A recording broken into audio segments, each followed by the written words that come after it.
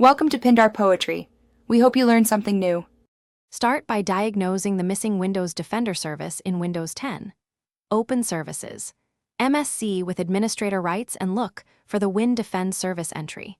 If WinDefend is absent or disabled, note its status and recent changes to the system. Next, run sfc/scano from an elevated command prompt to repair system file corruption.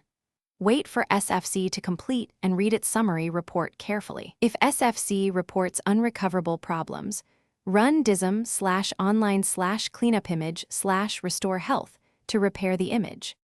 If the WinDefend service is missing, you can recreate it safely via screate.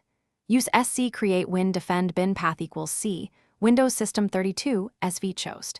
exek local service type equals share start equals auto. After creation, set the startup type to automatic and assign local system permissions in services. MSC. Register Defender DLLs with regsver32 for Defender components if necessary. If manual recreation fails, use PowerShell as administrator and run restore Windows, Defender service commands, or restore from a known good registry export.